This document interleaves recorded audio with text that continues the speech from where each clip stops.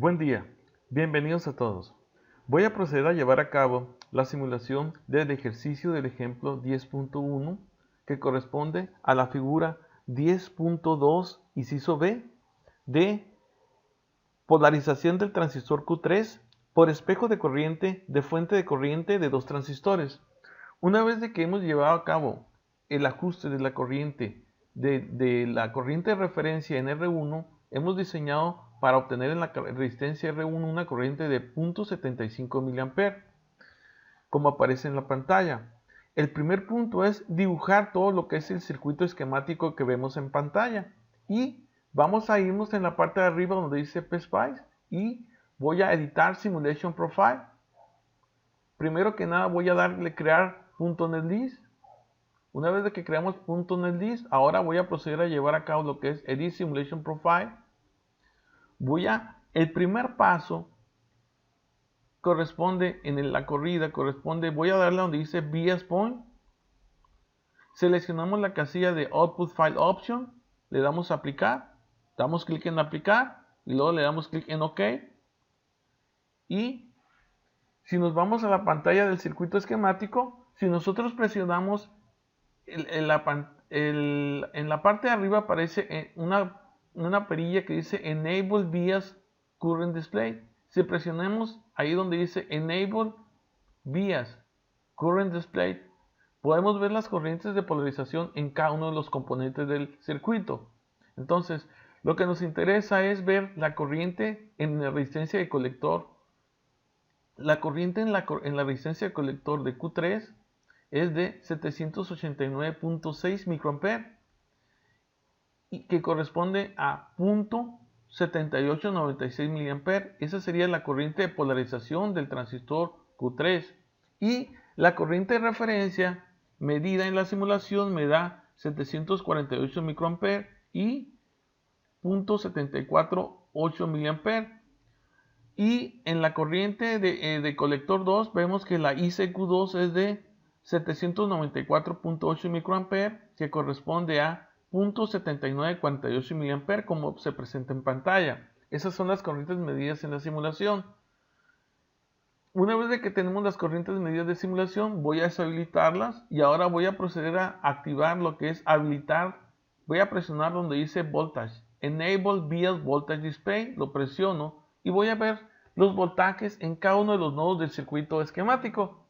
Si yo observo el voltaje en el colector 3, aparece un voltaje de 4.289 volt. Este voltaje es con respecto al punto común, que es 0 volt, que es el centro de dos fuentes de alimentación, la fuente positiva VDD y la fuente negativa VEE. El centro es el común con respecto a este punto, que es el nodo, es el voltaje que estamos leyendo en la pantalla del capacitor, en el colector 3. Y el voltaje que yo tengo en el emisor de Q3 es de 638.3 mV, como aparece en pantalla. Si yo quiero obtener el voltaje de colector emisor Q3 de polarización, tengo que restar 4.289 volt menos el voltaje en el emisor, que sería menos 638.3 mV, menos por menos me daría más. Y si yo hago la resta del voltaje de colector de Q3 menos el voltaje de emisor de Q3, me da un total de 4.927 volt, que es el voltaje que aparece en pantalla. 4.927 volt. Ese sería el voltaje de polarización. Una vez que tenemos esos voltajes de polarización, como pueden ver, esas corrientes de referencia que tenemos en pantalla la obtuvimos con una R1 de 19.2 kilos. R1 la ajustamos a 19.2 kilos para poder obtener una corriente de 0.75 mA. Una aproximación me dio 0.748 mA. Ahora voy a llevar a cabo lo que es el segundo tipo de análisis.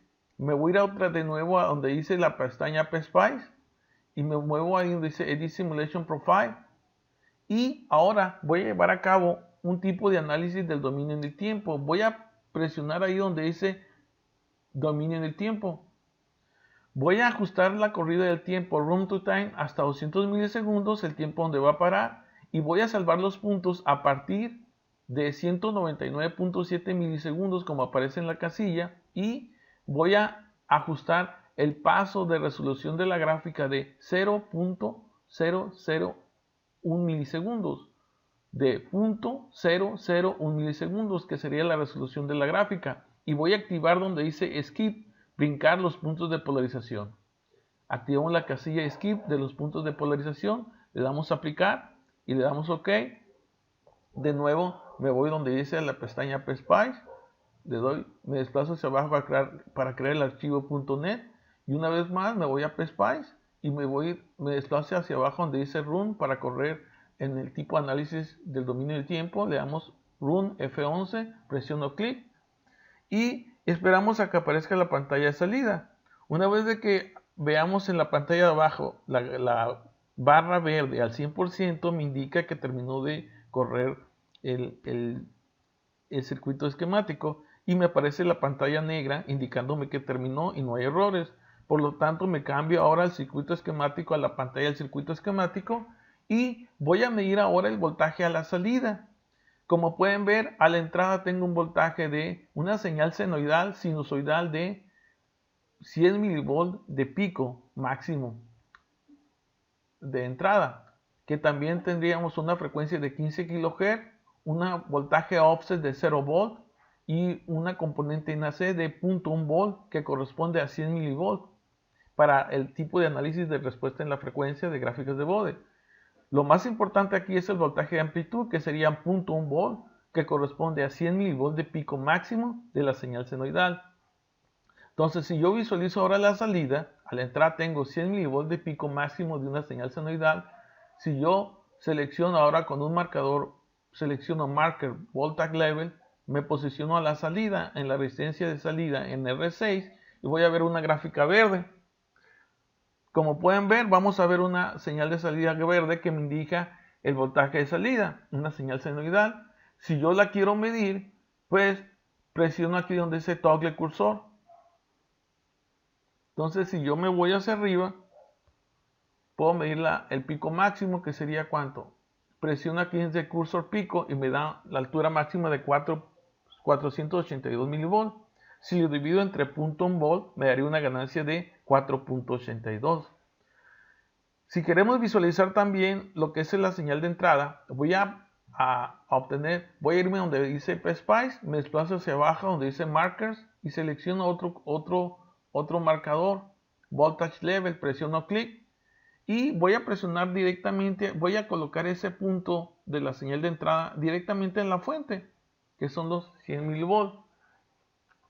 Si yo veo, aparece una gráfica roja que corresponde a la señal de entrada. Si me cambio a la pantalla de salida, vemos las dos señales. Como pueden ver, una señal roja de salida y una señal de entrada verde.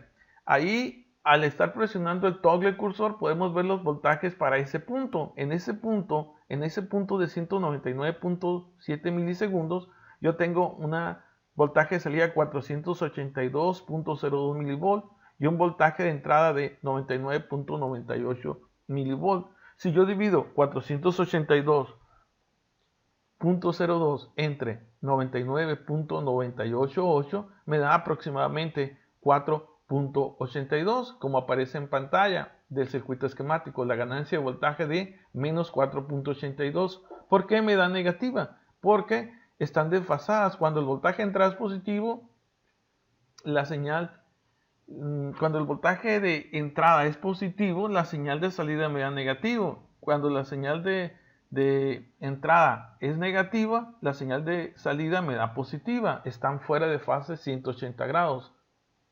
Y si yo quiero visualizarlos, pues esas serían las gráficas, están fuera de fase 180 grados. Como pueden ver ahí, nada más divido 482.02 mV entre 99.98 mV, me darían aproximadamente 4.82 volts. Como pueden ver, pues están desfasadas 180 grados. ¿Y cómo podemos calcular esta resistencia en la resistencia interna de la fuente de corriente? Para calcular la resistencia interna de la fuente de corriente, podemos nosotros ahora, voy a desconectar el voltaje de salida y voy a quitar el voltaje de salida, el voltaje de entrada. Si yo quiero ver la resistencia interna de la fuente de corriente, la resistencia interna de la fuente de corriente, yo voy a colocar un marcador de un voltaje diferencial. Yo voy a medir el voltaje diferencial del colector 2 al emisor del colector 2 y me va a dar una señal verde. Ahora esa señal verde, si yo le divido entre la corriente que entra, ¿cuál es la corriente que entra? Activo la corriente de polarización. La corriente que entra ahí es de ICQ2 de 0.7948 mA. Si yo le divido entre esa corriente ICQ2, me voy a la pantalla. Si ese es el voltaje que hay entre el colector de Q2 y el emisor de Q2. Si yo este valor lo divido entre la corriente,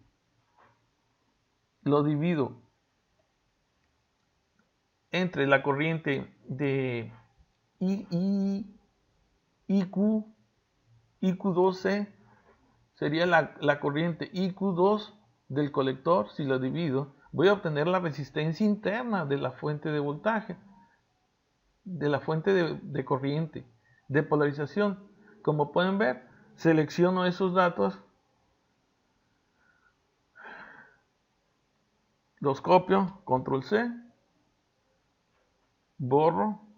Ahora selecciono del lado derecho donde dice AB el valor promedio de esto. Dentro del paréntesis pongo el voltaje de colector emisor de Q2 entre la corriente de colector de Q2, y si le doy OK, voy a ver la resistencia interna de la fuente de corriente constante de 2 transistores. Entonces voy a presionar donde esté toggle cursor y me desplazo hacia la derecha hasta que obtenga un punto donde se puede estabilizar un poco más para poderlo visualizar. Y podemos ver ahí que tenemos un valor de alrededor de ¿cuánto? De 6.82 kilo ohm, que sería la resistencia interna para ese tiempo, que sería un tiempo de 199.98 milisegundos. Vería 6.82 kilo ohm. Entonces, como pueden ver aquí tenemos 8 kilo ohm, pero no corresponde. Ese sería otro punto de medición. Si yo quiero ubicar dónde están esos 8 kilo ohm, pues necesito desplazarme más a la izquierda, dependiendo. Ahorita hay muchos puntos. Si yo me desplazo a la derecha, 8 kilo ohm andarían por aquí, un punto más hacia arriba, pero en realidad esos son los valores. Vamos a tomar como punto máximo 6.82 kilo ohm, sería este punto. Tu punto donde ya se estabilizó para el tiempo de 199.97 milisegundos. Para este tiempo que aparece en el cursor, yo tengo una resistencia interna de 6.824 kilo ohm. Esa sería la resistencia interna de la fuente de corriente constante, 6.824 kilo ohm. Entonces, es una forma de poder medir la resistencia interna de esta fuente de corriente. Tenemos que medir el voltaje y dividirlo entre la corriente que entra. Y de esa manera obtenemos la resistencia interna. Como pueden ver, eso es todo. Nos vemos en la siguiente clase con el favor de Dios. Suerte. Saludos.